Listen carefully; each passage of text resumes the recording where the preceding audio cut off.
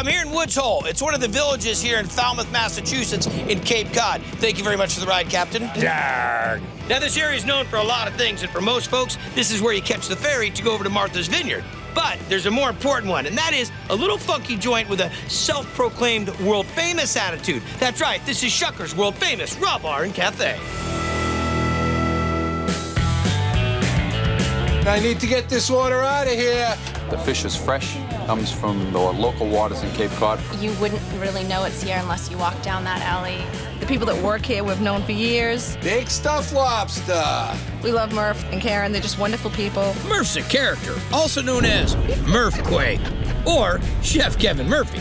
He and his wife Karen opened this harbor hideaway in 1981 and have been dishing out clams, oysters, and lobsters to locals and tourists ever since.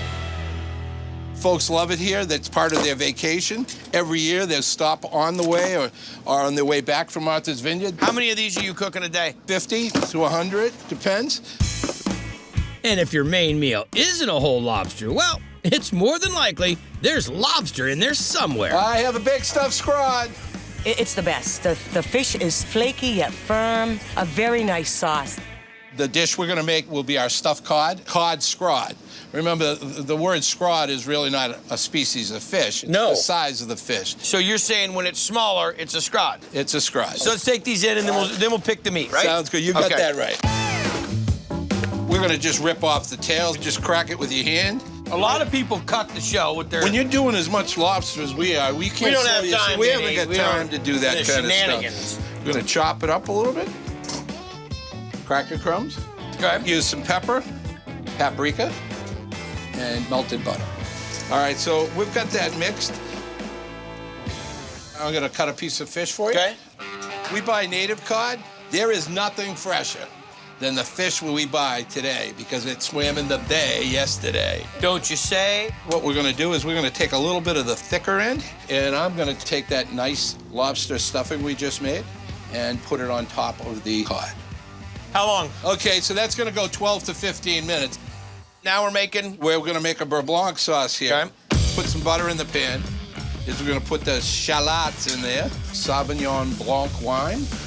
And what's this? That's a little simple syrup. Ooh. Adds some sweetness to it. Takes Okay. the bite out of the shallots. Got it. Then the next thing I have here is a mixture of butter and cream. We're gonna let that reduce down. It's gonna take maybe 15 to 20 minutes at medium heat. We have the garnishes on Scallop the plate. potatoes? Oh, au gratin, not Come on, scallop. come Au on, gratin, come buddy. on. Au gratin. Look at this beauty here, huh? We're gonna take that beurre blanc sauce and we wanna ladle a good bit right over the fish. We're gonna garnish it, a little dillweed, a little lemon. We're ready. This is the real Cape Cod thing. It tastes bright and fresh and like the sea. Nice and flaky and light. Great seafood flavor. The beurre blanc is dynamite. Nice amount of wine in that. Chef, nice job. Thank you very much, appreciate it. I'm telling you. I like it. Murphquake! Hello, we have the big stuffed Scrod. Delicious. The fish is tender and sweet. I taste a little lemon. Perfecto. The right amount of lobster, fresh fish, incredible sauce. Hello, I have your lobster boil for you. The quality and quantity of the food is first class. But it's not just the bomb food bringing customers back. You want the seafood in the right environment. You're right on the water. Actually, we're floating as we speak. This is what you look for when you come to a Cape Cod place.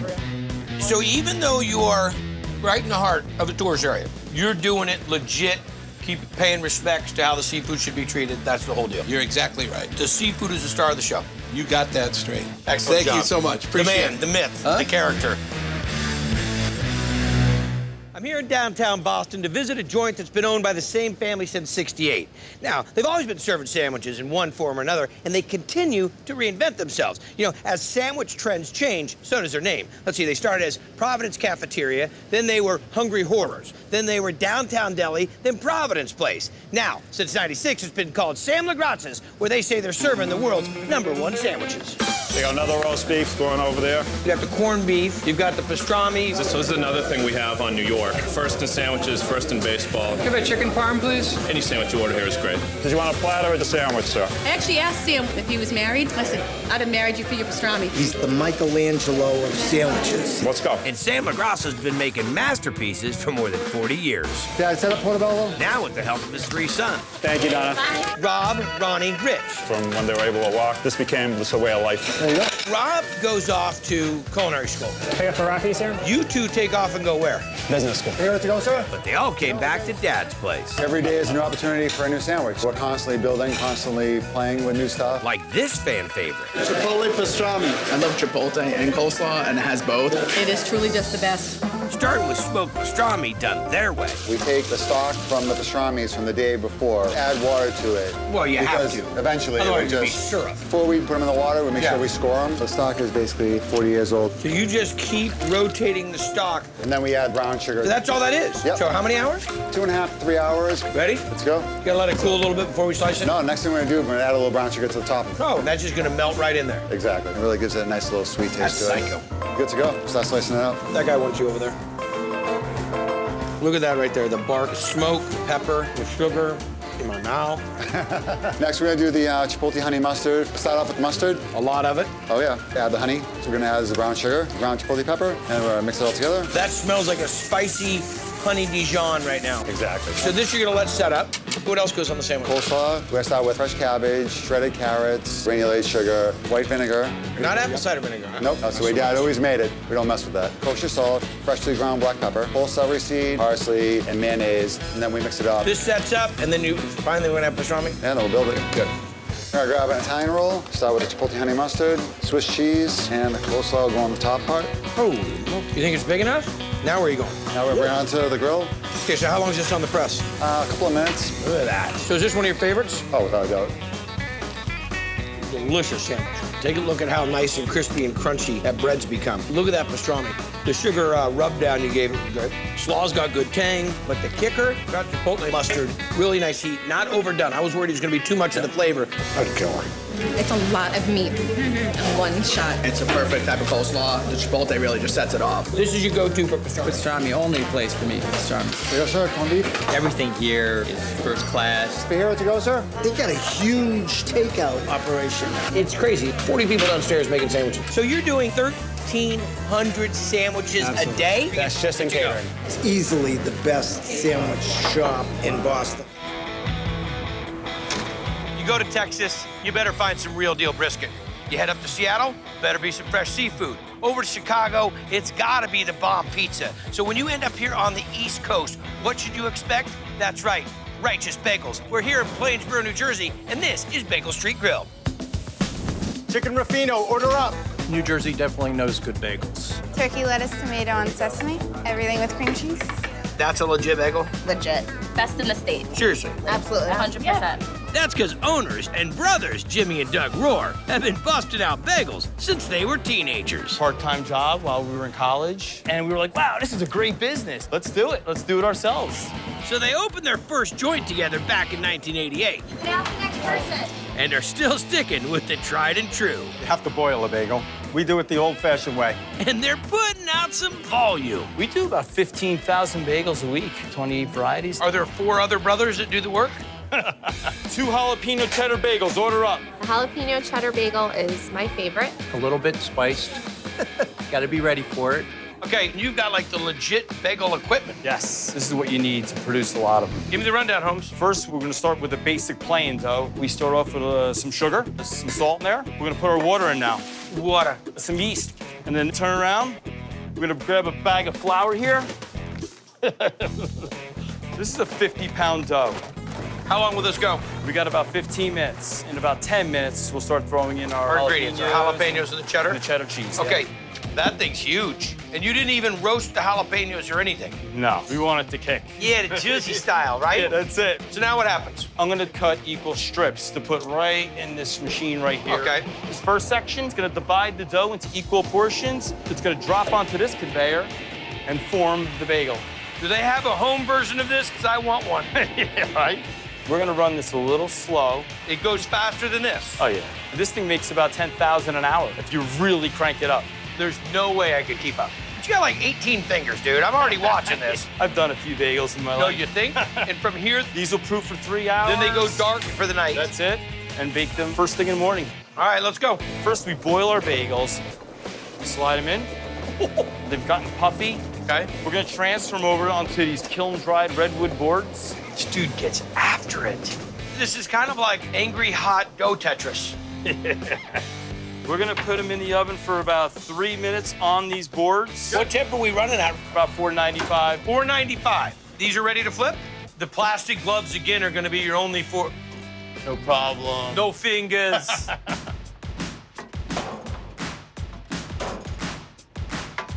And how long are they gonna ride the carousel of heat? For about 20, 25 minutes in here now. And then we can do 12 dozen per shelf, 5 shelves in that oven. That's 60 dozen. Keep them going all day long. Yep. You're crazy. Yes. Yes. There we go. Look at that crust on it. We should cut it first. Okay. Do we toast it? I like them toasted. I want to toast it. I'll go veggie spread. Vegetable cream cheese. What's in it? Scallions, carrots, broccoli, a little bit of onion powder in there. Brother, I've had a lot of jalapeno bagels, and all they do is whop the jalapeno over the top. You get serious. There's heat in that. I mean, you smell the jalapeno. That's dynamite. To see the whole process go through, it makes you appreciate it so much more. That crust, that chew, soft in the middle, nice texture on the outside. Real deal, brother. So I'm here in South Philly. I always wanted to come here because it reminded me of great Italian food, lots of stories, lots of family, and I found a joint that's serving up just that. They're serving up their mom's recipes in an old neighborhood bar. This is Stogie Joe's. Chicken parm, table 5. If you're coming to look for that Italian vibe, this is the place to be. It's got a world-class menu, but it's got a neighborhood feel. Order up, linguine with olive oil and garlic. I remember coming here when I was a kid, but around 10 years ago, the Louie brothers took it over. Little neck clams. I knew Sonny from when I was a kid. He's basically the host here. And then you got Stogie Joe, who's just an all-around guy. Then you got Christian, who's a fabulous cook. But this isn't the brothers' first rodeo. They teamed up on a more upscale spot, but decided to jump from fine dining into this long-time local joint. This is kind of like a speakeasy. The old man was selling. He was retiring, so he says, I want you guys to have it. I think it'd be perfect for you. What do you guys serve here? What was on our dinner table every day? I lost my mom 8 months ago. That's all her recipes over there on the wall. Spaghetti and meatballs, the crab gravy. Order up, linguine with crab gravy. Nobody makes the crab gravy like Stogie Joe. Sunday gravy was a tomato sauce for a pasta dish, correct? Exactly. But we're gonna make it with crab. Yep. So we start with olive oil, butter, leeks, onion, celery, bay leaf, garlic, peppercorn, a little bit of oregano, crushed red pepper, some fresh parsley and thyme. My favorite album. Get that going for a few minutes. Raw but clean blue crabs. Exactly. And this is the crab of the East Coast. Yes. Talk about great flavor and sweet. Old Bay, and then we'll cook it for 15 minutes. We'll finish it with white wine and crushed plum tomatoes. We're gonna cook it. Yep, 4 hours, 5 hours. Oh, really? Yeah. We macerate it through a food mill. I've never seen this. That's awesome. So it comes with the sieve and everything? Yep. We're gonna grind it up, get the sauce out of it. Yep. The crab, all that great flavor's in the shell. You get all the flavor, none of the shells. Exactly. This is the next level. Did your mom get the chance to see any of this? Absolutely. What did she say? I never taught it to you this way. Exactly. I'm just dying to see the end of this. Crab gravy, dab of tomato, butter just to balance out. Bring it up Okay. to temperature. We're gonna add linguine and salt and pepper. Just coat it real nice. You remember? Real nice, like that. Smells the part. Finish it with a little parsley, extra virgin olive oil. And that's all she wrote. In South Philly, we eat it with bread. You gotta dip. Your brothers aren't over here serving the bread, working together as a tag team. Here you go, big guy. I was sleeping. Thank you. Are you taking a nap, were you? It is crab on crab on crab. You're getting all the flavor you want. Wham! Right into the pasta dish. It's Flavor City, really delicious. 2 linguine crab. The crab gravy is really, really good. Their crabs just throughout that sauce and is unforgettable. When you're in Maryland and you're thinking traditional food, well, you're probably thinking crab, especially the way they steam them and dump a pile of them on butcher paper and everybody dives in.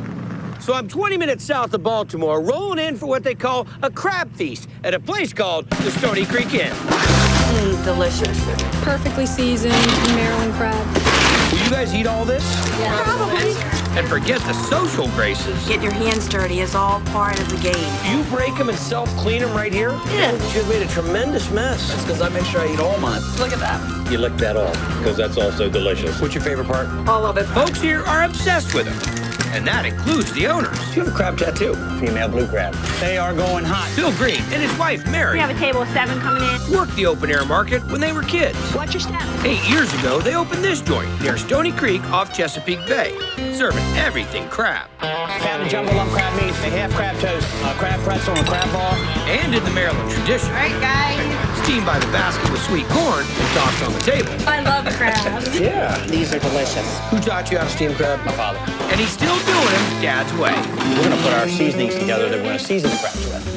Salt, kosher salt, paprika, dry mustard, Chili flake. a little cayenne, There we go. a little thyme. Time. So no Old Bay on this? No, no Old Bay on the steamed crabs. Well, everybody stop for a moment. I don't know that the world as I know it. Well, a little bit like a blackening spice. Cayenne's fresh. The steam is going to pick up these seasonings and flavors and go in through the crevices and joints of the shell. Plus, it's gonna be on there when you're picking them. You can get it all over your fingers when you eat. Okay, now we go out. So what are we going to do with them? You wanna layer them down in here. You should get a crab belt buckle. Crab belt buckles. Or crab shoulder pads, crab watch. And the seasoning we made earlier. You just go through that seasoning like crazy. Yeah. Get some fresh corn, put it right on top of the crabs. Now we go to the steamer. Throw a lid on it, 25 minutes. Check. Crabs Right, ready. red. Put them on the platter, and then we go have what we call the crab feast. Yep. Is that the way he does it every time? They're just fantastic. They're very rich. It's buttery, it's sweet, the salt complements it really well. The seasoning on the crab is pretty outstanding. Wow. Hang out long enough, they'll feed you. A crab on a stick. So I'm here in Norfolk, Virginia, and check this story out. Husband and wife team buy this old house, and they convert it into a butcher shop. Well, then they turn it into a restaurant. Well, then they rent it out to another guy to do a restaurant at night. That's my kind of Triple D joint. This is Pendulum. There's not another butcher shop like Pendulum. We have a flat iron steak back there. You can come buy all different kinds of meats here, great sausages. Or you can get a sandwich and eat it here. Pick it up 2 Monte Cristos. And the crazy thing is, owner Dylan Wakefield's journey to making sandwiches actually started on a sub. I was in the Navy on a submarine for 8 years cooking underwater, and then went to culinary school. And where did you learn the butchering? A little bit in culinary school, and then a lot of it just on the job. You can see your sausages being made, or your meat being cut, or your sandwiches being made. Picking up 1 roast beef with fries. You can't go wrong with a roast beef sandwich. But I keep ordering this because it's so good. So what are we gonna break out of here? What I use for our butcher's roast beef sandwich is the top rounds. Tender, lean, cooks great, slices awesome. Yeah. So on the exterior layer, I'd just be cutting off good fat to go into renderings, and I'm really trying to expose some of the seams. Here we go, Yahtzee. Get this top round out. Yep. And then the real fun begins. This is a gigantic playground. I wanna have my birthday party here. You have all the toys, this gigantic caveman smoker. Yeah. These. Old butcher paper bowls. Let me see that butcher twine. There's room in my shirt. Don't worry, I can get it in here. It's ridiculous. Oh. So part of using that whole animal, this is that fat we just ground up. Yep. We're gonna make this into oil. So anytime we're using the griddle, we wanna use a little bit of tallow. We throw some garlic and rosemary in there just for flavor, and then we render this down really slowly, and it's Low and almost slow. like a confit. That's awesome. Don't be shallow about the tallow. Yes. So here is the top round that you cut. The butcher's roast beef. Hence the butcher and the roast beef. So, salt, pepper, garlic, red onions. Just a nice paste here. Now, do you tie it first, or do you? I do need to tie it. Somebody took my string. It's in my car. I was holding it over there so it didn't get dirty. Okay. Nobody told me we needed it. All right, so I'm gonna do a pretty quick tie. Thank Spot you. Right there. It keeps everything a little bit more contained and doesn't dry out. Doctor? All right, where's that bag? So now we get this rub of the garlic and the shallots, salt and the pepper. And then we sell by the pound or on a sandwich. You're not for real. In the oven, what temp? We keep that at 350. Let it rest. Get nice and cold so they actually slice really well. Look at that. So thin, it only has one side. This is for science. Yes. Nice. I really believe, especially on these tougher pieces of meat, the thinner you can slice it, the better. Like pit beef that you get up in Baltimore. Yeah. Shout out to Chaps. If you ever get a chance to go to Chaps Pit Beef, trust me, you'll love it. But this right here, bro, you're right in there. And this gets what? Caramelized onions, Swiss cheese on there, and that's gonna go in the oven. Tallow, focaccia, grilled off. Every day, you're making a batch of bread. Every day. Man, you could totally smell the rosemary and garlic. We're gonna smear it with spicy mayo. We're gonna take that roast beef that just came out of the oven. I'm having full flashbacks on this. The roast beef sandwich at the meat market when I was a kid, the meat was roasted there, sliced thin. When you can really appreciate the craftsmanship, the time, the energy, the effort that were all utilized to make that sandwich, it's worth everything that you're getting. Don't touch this. All mine. Blake's roast beef.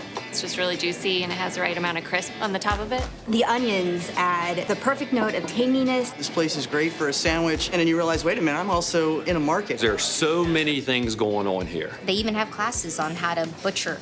Superman, you do knife sharpening here also? Yes. I am done with you.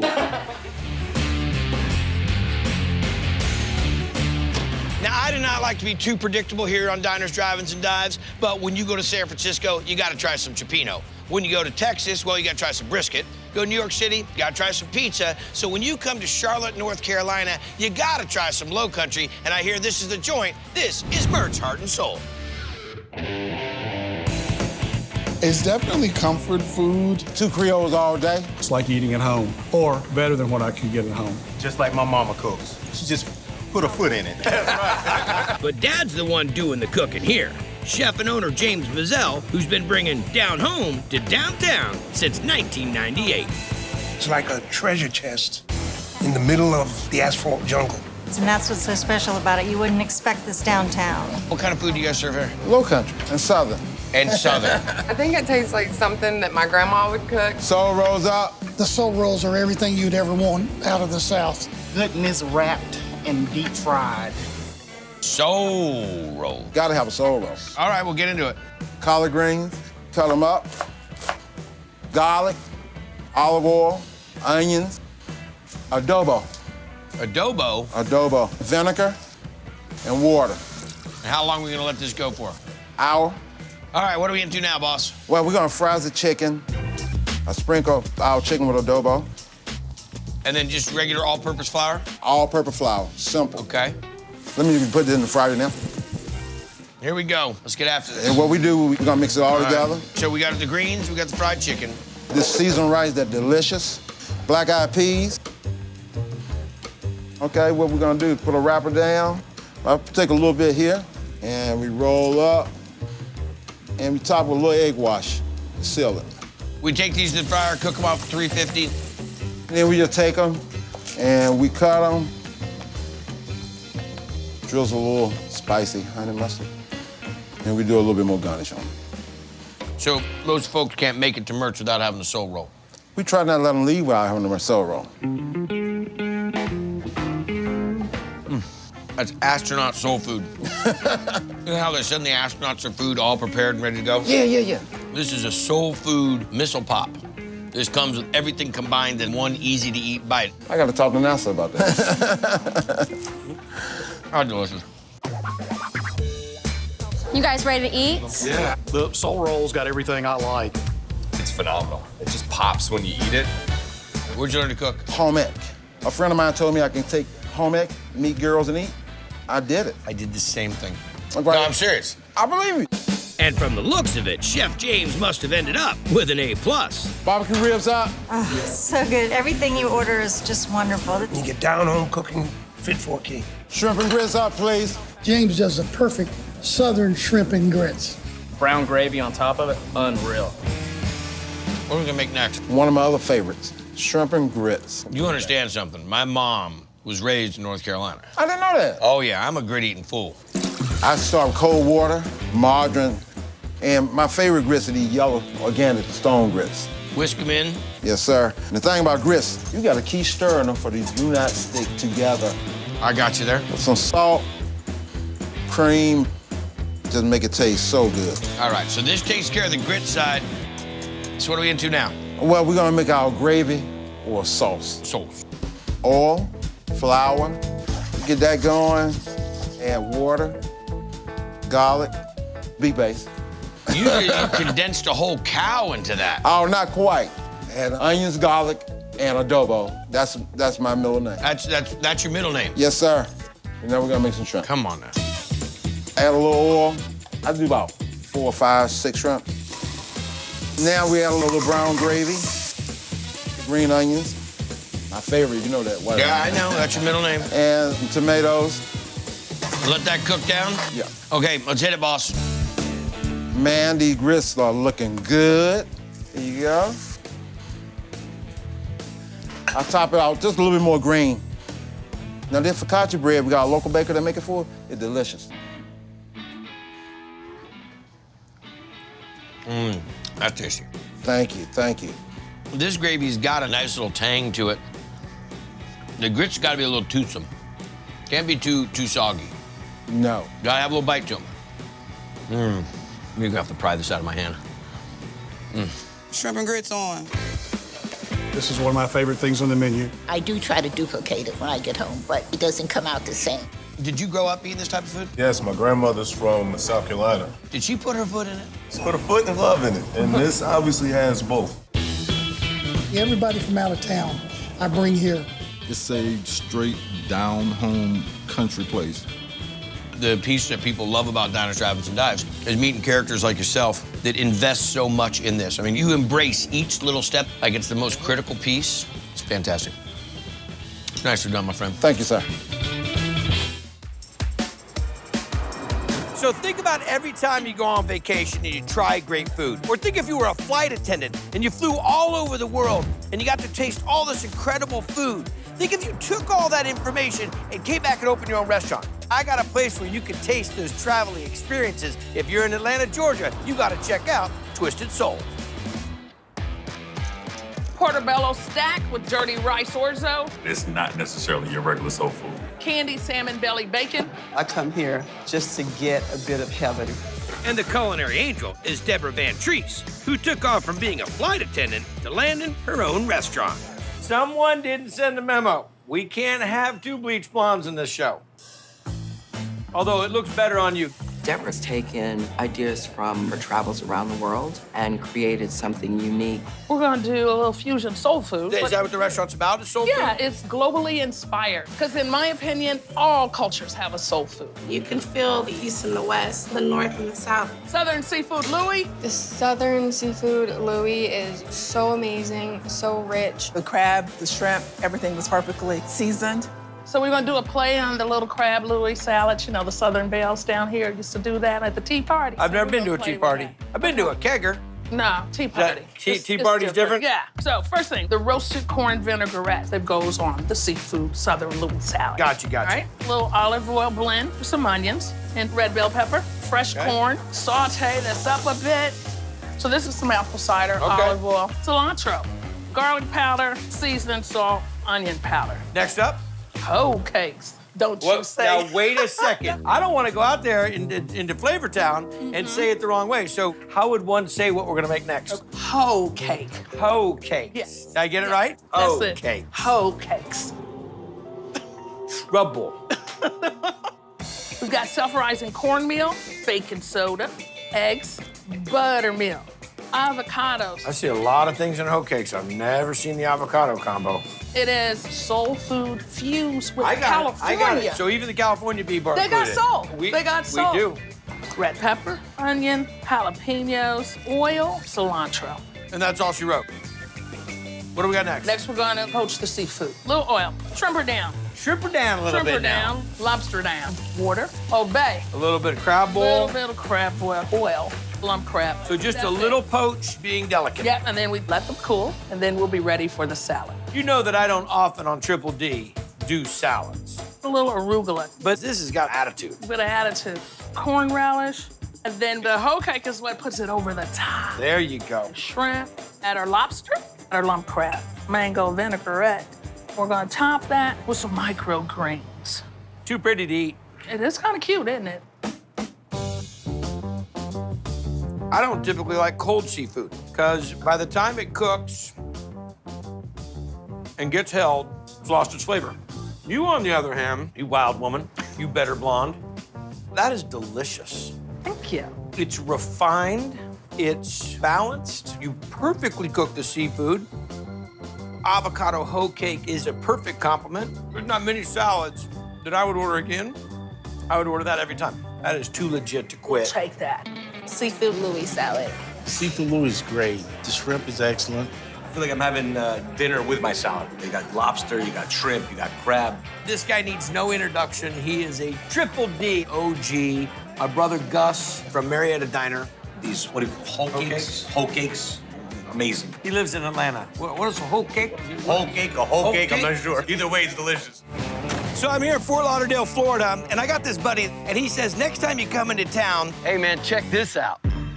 Oh, dude, that's awesome. Anyhow, he says next time you come into town, you gotta find a great seafood restaurant because I'm a, what are you again? I'm a vegetarian. It means he only eats vegetables and seafood. Ladies and gentlemen, the one and only Vanilla Ice. Dude, what are you, stuck in the 90s? I'm always stuck in the 90s. The best decade ever, man. This is Pirate Republic.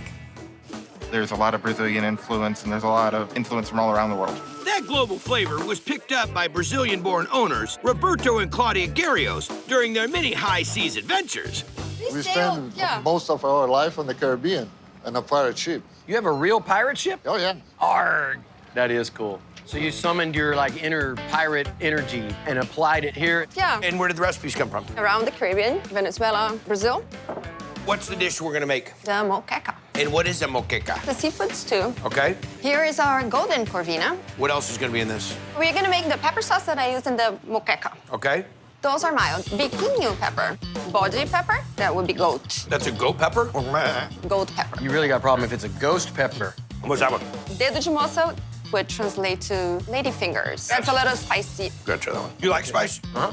I love spice. And this is the malagueta, which is also known as piri piri. Very nice. Little touch of salt, little touch of pepper, in goes olive oil. Hit it up. You have to try that. Ooh, that's real good. Now we're getting into building the base of the sauce. Correct. This is blended oil, garlic, a little onion, bay leaf, salt, pepper, our house-made pepper sauce. That's as much as you put in? That's like 2 tablespoons. About. You made all that for that little? Oh, we've used it a lot in other dishes, too. Oh. Okay. Bell peppers, Bell peppers great. go in. You guys cook at home a lot? It's a challenge when you start to do the veg cooking because you got so many different flavors and spices you can throw around. It's all about how you prepare it. Pureed tomatoes? Yes. And this will cook down for how much longer, Chef? About half an hour. Got it. All right, Chef, let's get into this. The moqueca sauce you just made, corvina, shrimp, clams, salt, pepper. This is dende oil from a palm tree. Okay. And it's traditionally used in this dish. And coconut milk. Then we cover the pan. I feel terrible, too. We've got to make Rob one. You gonna make it one for me? I guess we could share. He'll get one bite and one bite only.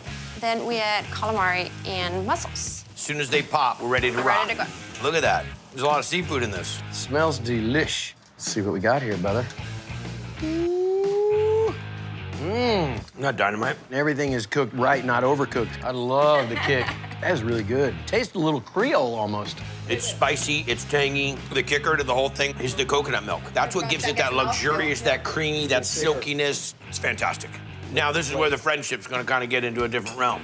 Pull it back over here. No, let's just bring it right back over here. Wait a minute. Check out Sonny's famous steak hoagies. How many rolls do you make a day? Between 30 and 50 dozen. 30 or 50 dozen. Oh, okay. We start with the water. This is fresh yeast, heated up in some water. This is the big shot way right here. Then I have salt, I have diamalt. Who? Diamalt is the food for the yeast, flour. 11.5 pounds to start with. We're gonna mix it for a little while, and then we'll add some butter and shortening. Another 12 pounds of flour. Got it? It's not your first rodeo, is it there, Johnny? No. The dough starts being carried by the hook. It's ready to go. Now we take it out, and where does it go? It goes into a dough box. For how long? About an hour. Then we punch it down, and then it starts to come up again. This is the one that we punch, fold, put it back. Right. Oh, you should feel how warm it is. What size are we going for? 4.5 ounces. Boy, you're good. That is dead on. I say that's perfect. Thank you. I'm out. That was perfect. We'll put them on our metal pan. We're gonna put them in the metal proof box. You're gonna get about another 20 minutes. That's 10 it. minutes. And then we're gonna roll them out. We'll press it down with our fingers. We wanna fold it a little up, turn it over, roll it out. That's good. Then I put these in the metal proof box. And they go around 3. Yes. Next thing we'll do is score them, butter them, and pop them in the oven. Yes. Take it. The wonderful rotisserie. Slide her down. Push it all the way down to the bottom, and then it'll stop. Round and round it goes. It must be the ones I rolled. Interesting how it gets like a little crackle to it. Yep. Great crust, but light. That's a good one. Makes the whole sandwich. Like the one folks have been lining up for since 1958. Cheesesteak? Cheesesteak. This is the second. Can't get any better. And what we have here is boneless ribeye, just a little bit frozen, and you're gonna just pop it in the sleeve. We're looking for like a 1/16 of an inch. You cut that so thin, there's only one side to it. Goes on the line, yellow onions. We're gonna put a little bit of butter on the side. Always better with butter. And then cover it. We're just waiting for it to get to a point where we can break it up. Put a little salt on top, a little butter again. Mix it all together. And now I'm ready to put my provolone cheese. And that's all she wrote? That's all she wrote. Whoa. Thank you, thank you. A little bit of melted cheese, thin slice on that meat and the onions on a freshly baked roll. You know what the kicker on that is? The butter. The butter is what does that.